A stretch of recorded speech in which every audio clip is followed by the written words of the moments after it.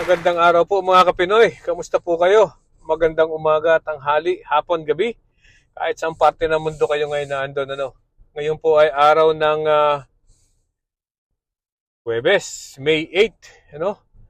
2025 at isa na namang historical event ang nangyari po ngayon, particularly sa mga Katoliko. Ano po, by this time siguro alam nyo na, ano, na meron na pong bagong papa. Ano?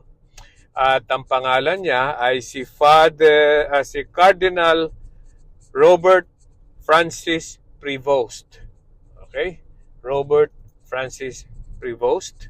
Siya po ay ngayon ay ginagamit ang pangalang Pope Leo XIV. Okay? Sino po itong si Pope Leo XIV? Or ang kanyang pangalang tunay ay si Robert Francis Prevost. Hindi naman po masyado pang ganon karamihan ang ating nalalaman sa bagong papa na to. Pero ito po ang alam natin, Siya po ay 69 years old sa ngayon, okay? At ipinanganak po sa Chicago, Illinois, United States of America.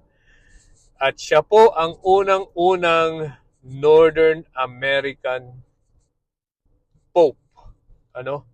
Siya po unang-unang Northern American Pope na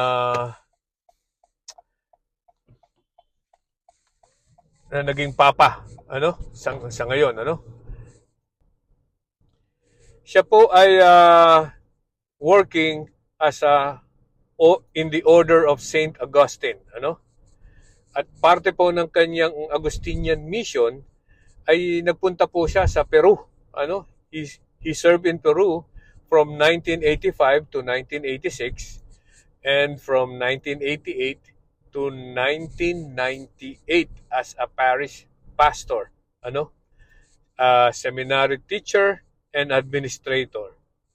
And then nagpunta po siya sa Rome, Pinatawag siya sa Rome at he was elected as Prior General of the Order of Saint Augustine from 2001 to 2013.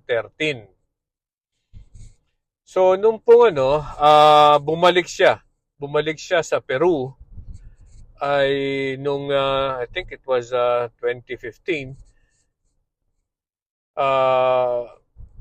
ginawa siyang bishop ni Pope Francis ng Bishop of Chiclayo.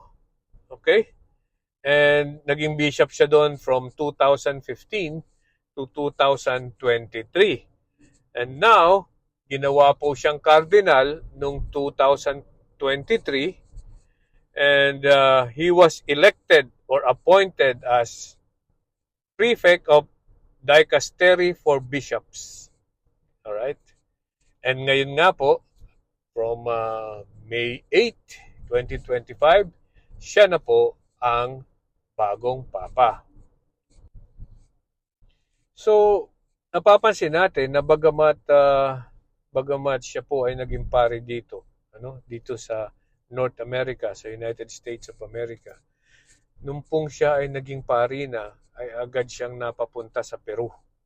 So, most of his priesthood life ay parang mas malapit sa kanya ang Peru, Yun ang napapansin ko sa kanyang history. Kasi palagi siyang papunta-punta doon sa Peru at doon siya mismong nagtigil, sa Chiclayo, kung saan siya ay naging cardinal din doon. So, yeah, masasabi natin siya ay Amerikano pero siya po ay nagsilbi ng most of his life sa Peru. So, bagaman sa akin bagamat hindi man nangyari na naging papa ang ating isang Pilipino, na balita natin noon front runner si Cardinal Chito Tagle, bagamat hindi man po siya naging papa, right? Ay naging masaya rin naman po ako dahil sa meron na po tayong bagong papa na magpapatuloy or Hindi natin alam kung anong kanyang saloobin, ano? Kung siya ba'y magpapatuloy ng